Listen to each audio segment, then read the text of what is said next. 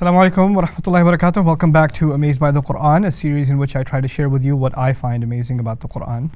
Today I want to start this conversation briefly with a description of the difference between nouns and verbs. That'll help you appreciate the ayat that I want to talk about, okay? So by definition, nouns like apple, tree, happiness, etc. Nouns don't have a tense. They're not past or present or future. They're timeless in that sense. So rhetorically speaking, a noun is considered timeless. Verbs, on the other hand, have tense, past tense or present tense or future tense. Even the imperative is in the present tense in the sense.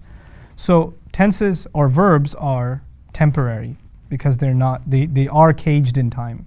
Okay? So nouns are timeless and verbs are caged in time. Now what happens in the Arabic language, interestingly, is sometimes when you're talking about an act, you can actually use a noun or a verb.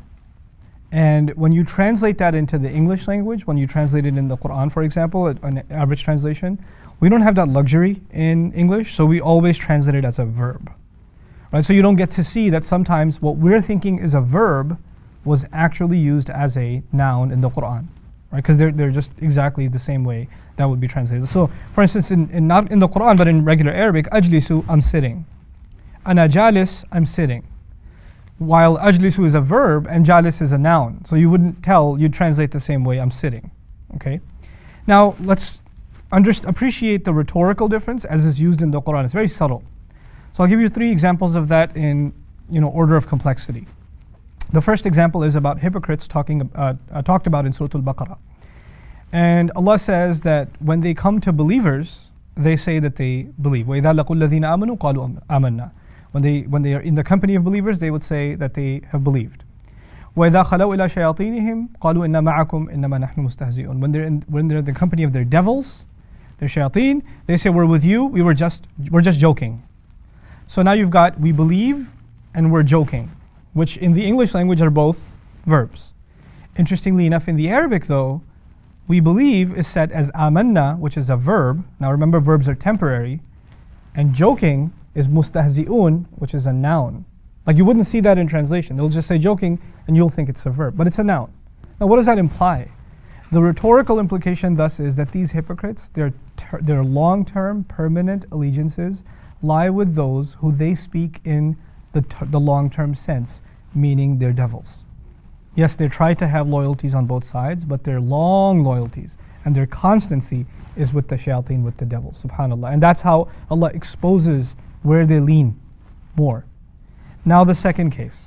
This is about declaring Allah's perfection. Doing tasbih, as most Muslims know it as doing tasbih. We can't always do tasbih. Tasbih is not something that I can do constantly. We do it after salah, we do it when we're remembering Allah, etc. Which is why it's understandable that in the Quran, when tasbih, declaring Allah's perfection, is talked about, it is talked about as a verb. Allah did not expect us to be musabbihin, people who do the declaration of Allah's perfection constantly. It's impossible for us, right? Which is why even Allah says the entire heavens and the earth declare Allah's perfection, and He uses a verb. Because we're included in it, shaitan, or the jinns are included in it, even if not shaitan, the jinn are included, and we don't do declaring of Allah's perfection constantly. Okay? Now, there are 2 exceptions to that. The first exception is the Prophet Yunus, and the second exception is the angels talked about in the Quran, both in the 37th surah, Safat. Allah talks about when Yunus alayhi salam was in the belly of the whale, the biblical name Jonah, right? When he was in the belly of the whale. And Allah says, فَلَوْلَا أَنَّهُ كَانَ مِنَ الْمُسَبِّحِينَ. Had it not been the case that he was from those who constantly declared perfection, he would have remained in the belly of the whale. Now, how do I know he constantly declared perfection? Because unlike everywhere else in the Quran, here Allah decided to use a noun. The permanence is articulated. It's awesome. To suggest he has nothing else to think about when he's in the belly of the whale. As long as he's there, he's just, how perfect you are, how perfect you are, how perfect you are, how perfect you are, constantly declaring Allah's perfection. Subhanallah.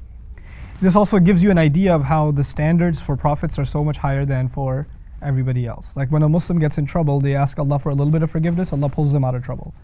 But when prophets, who Allah expects so much more from, if they ever make a mistake, then the expectations from them are way higher. It makes us appreciate the status of those prophets. Of course, the other example, also in Surah Al-Safat, is the angels.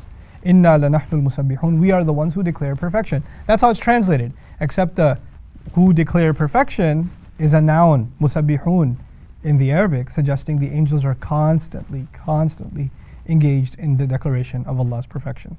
Now here's the last one, and this is the one that I think is the one that baffles me, and I hope I'm able to articulate it clearly to you, okay? I want you to think about punishment and forgiveness, seeking forgiveness. And keep those two things in mind as you read this ayah. I'll give you the Arabic and then the English in easy language. وَمَا كَانَ اللَّهُ لِيُعَذِّبَهُمْ وَأَنْتَ فِيهِمْ وَمَا كَانَ اللَّهُ مُعَذِّبَهُمْ وَهُمْ يَسْتَغْفِرُونَ. Allah would not be one to punish them so long as you're in their company. The Prophet is being told that he will not destroy Quraysh so long as he is among them. Part 1. Part 2. Allah would never destroy them, Allah would not be one to punish them so long as they are asking for forgiveness. Now, once again, I'll reiterate those two parts. Allah will not destroy them so long as you're among them, and Allah will not destroy them so long as they're asking for forgiveness. Those are the two parts, right? Now, the thing that these two parts have in common is Allah would not destroy. Except in the Arabic, the first case of Allah would not destroy is mentioned as a verb. And in the second case, Allah would not destroy is mentioned as a noun. Now what does that mean? That means Allah not destroying in the first case is a temporary clause because verbs by definition are temporary. It's not a constant thing. Allah will never ever destroy them. It's not like that. Allah will not destroy them. Allah will not be one to destroy them. So long as you're in their company. Now the Prophet ﷺ being in their company, is that a permanent thing or a temporary thing? It's temporary. So it coincides with, look, this clause isn't permanent. It is temporary. So it coincides with the temporary disclaimer. Now, what about the second case? He says Allah will never, ever destroy them. That actually is a permanent clause. He didn't say temporarily, for now I won't destroy them. No. He will never, ever destroy them. How do we know that? The noun is being used. وَمَا كَانَ اللَّهُ مُعَذِّبَهُم. Okay, so what do they have to do to be permanently saved from Allah's destruction? He says, وَهُمْ يَسْتَغْفِرُونَ, so long as they are asking for forgiveness. Now here's the kicker. Them asking for forgiveness could have been said as a noun and could have been said as a verb. If you said it as a noun, you would have said وَهُمْ مُسْتَغْفِرُونَ. If you said it as a verb, which Allah did, وَهُمْ يَسْتَغْفِرُونَ, what does that mean? That means they're not always asking for forgiveness, so long as once in a while they ask for forgiveness and they're not constantly begging for forgiveness, I won't destroy them. Had that been a noun, the condition from Allah would have been, unless you are in the constant engagement of begging me for forgiveness, I'm going to destroy you. But he said, at least give me some istighfar. There's a mercy of Allah that he used a verb here. وَهُمْ يَسْتَغْفِرُونَ. Look at the flip side. وَمَا كُنَّا مُهْلِكِ الْقُرَىٰ إِلَّا وَأَهْلُهَا ظَالِمُونَ. It's so awesome. Allah talks about history. This was about what he would never do in the future, right? So we'll wrap it up with history. Allah has destroyed towns, we know that. How does he describe it? We would never, ever destroy towns. وَمَا كُنَّا مُهْلِكِ الْقُرَىٰ. We would never, ever destroy towns. مُهْلِكِ الْقُرَىٰ, destroyers of towns, that's a noun. We've never done it ever.